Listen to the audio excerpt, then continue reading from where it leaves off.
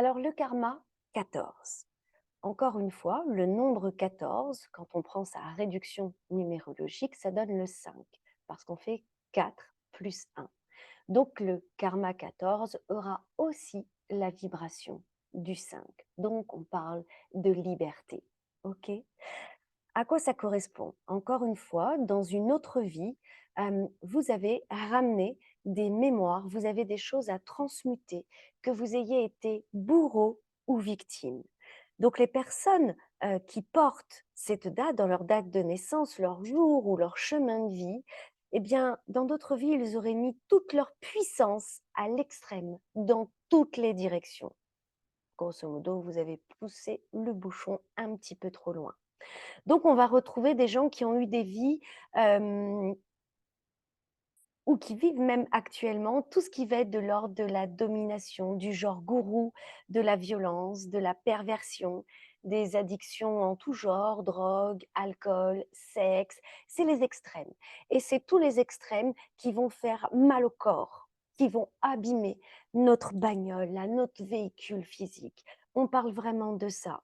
Donc prendre des libertés sans aucune conscience humaine, hem, on va retrouver dans cette vie-là, les gens qui sont porteurs de cette énergie, beaucoup de soucis de santé. Ça peut être des malformations physiques dès la naissance, des handicaps, des problèmes au sens, le sens de l'ouïe, de l'odorat, hem, de la vue, des décès inexpliqués, des petits décès des nourrissons, des allergies inexpliquées, des maladies où même les médecins ne trouvent pas, pourquoi.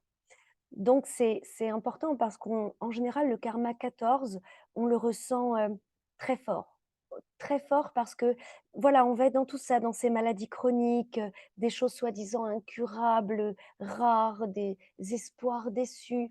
C'est physique, hein, là vraiment on est dans la matière. Hem, Évidemment, on est là pour, transmuter ce genre d'énergie. On ne vit pas ça pour rien. On vit justement pour réparer des blessures d'autres vies, encore une fois, en tant que bourreau ou en tant que victime. Donc comment est-ce qu'on va faire? Eh ben, on va apprendre à être raisonné, raisonnable. On va prendre grand soin de ces violences intérieures, des coups de sang, de ces excès, des addictions, hem, des excès dans tous les sens et en tout genre.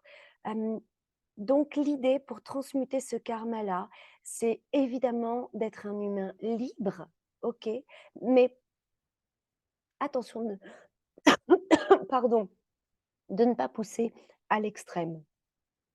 On demande pour transmuter ce karma d'être un humain sain dans un corps sain. Et c'est pas toujours évident, on le sait, mais c'est comme ça qu'on va réussir vraiment à transmuter tout ça. Soyez assez structurés, ayez de bonnes racines, de bonnes fondations et vous pouvez devenir très puissant, lumineusement puissant. Dans ce genre de karma, il faut savoir qu'on va retrouver même des guides spirituels qui évidemment poussent à l'extrême aussi. Je vais penser aux moines bouddhistes qui sont en méditation, en prière quasi permanente. C'est ça aussi le karma 14, c'est qu'on est très extrême. Quand on fait quelque chose, on le fait très fort. Donc, ce que je vous conseille, c'est arrondissez les angles, prenez votre liberté, c'est certain, mais tranquille, poussez pas les extrêmes. Ça va être important et c'est comme ça que vous allez réussir, à passer tout ça.